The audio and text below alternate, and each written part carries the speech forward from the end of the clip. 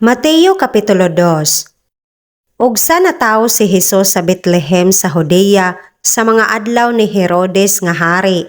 Ania karon, miabot sa Jerusalem mga mago gikan sa sidlakan nga nagaingon. Hain ang natawo nga hari sa mga Hudyo. Kay hingkit-an namo ang iyang bituon sa sidlakan. Ug mianhi kami sa pagsimba kaniya. Ug sa pagkadungog niini sa hari nga si Herodes, nagubot siya og ang tibuok nga Jerusalem uban kaniya. Ug sa gipatigom niya ang tanang mga punuan sa mga saserdote ug mga eskriba sa lungsod, siya nangutana kanila kung hain matawo si Kristo. Ug sila nag-ingon kaniya, sa Betlehem sa Judea, kay mao kini ang nahasulat pinaagi sa manalagna. Ug ikaw Betlehem, yuta ni Juda, dili ikaw sa pagkamatuod ang labing jutay sa mga prinsipe sa Juda. Kay gikan kanimo mugula ang usa ka pangulo nga mahimong magbalantay sa akong lungsod nga Israel. Unya si Herodes, sa gitawag niya sa tago ang mga mago, nagpakisayod kanila sa panahon nga sibo gayud sa pagpakita sa bituon. Og siya nagsugo kanila sa Betlehem nga miingon, pangadto kamo og susihon ninyo sa sibo gayud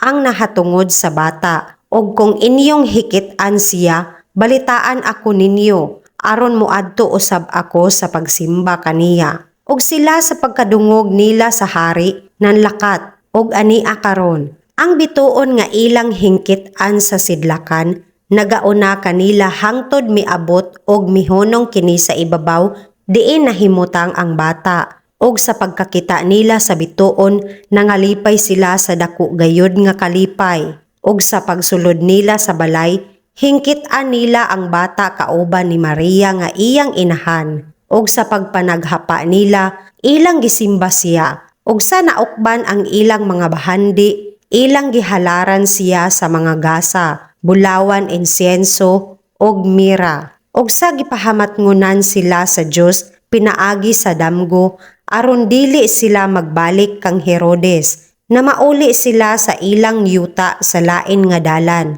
Og sa nakapauli sila, ania karon, ang usa ka manulunda sa Ginoo nagapakita pinaagi sa damgo kang Jose, nga nagaingon, bumangon ka og dad-a kauban nimo ang bata ug ang iyang inahan, ug kumalagyo ka ngadto sa Ehipto, ug pabilin ka didto hangtod nga pagaingnon ko ikaw.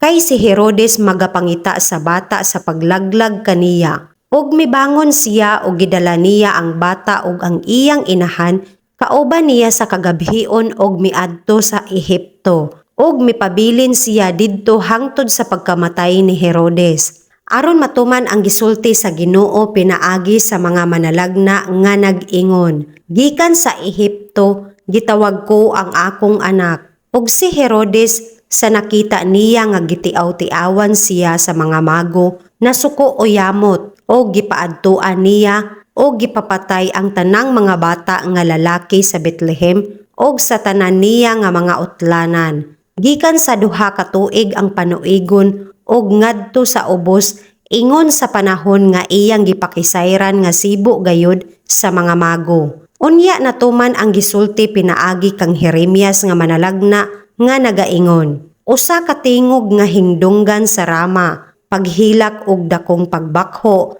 Si Raquel nagahilak tungod sa iyang mga anak. Dili siya buot nga pagalipayon kay sila wala na. Apan sa diha nga patay na si Herodes, ania karon, usa ka manulunda sa Ginoo nagpakita sa damgo kang Jose sa Ehipto, nga nagaingon, tumindog ka og dad-a kauban nimo ang bata ug ang iyang inahan, ug umadto ka sa yuta ni Israel, kay mga patay na ang mga nanagpangita sa kinabuhi sa bata. Og mitindog siya og gidala niya ang bata ug ang inahan niini og misulod sa yuta ni Israel. Apan sa pagkadungog niya nga si Arkelao nagahari sa Judea sa dapit ni Herodes nga iyang amahan, nahadlok siya pag-adto didto. Og sa gipasidan-an siya sa Dios pinaagi sa damgo, mipauli sa ginsakpan sa Galilea, og miabot og mipuyo sa usa ka lungsod nga ginganlan Nazaret. aron matuman ang ginasulti pinaagi sa mga manalagna. Pagatawgon siya og Nazaretnon.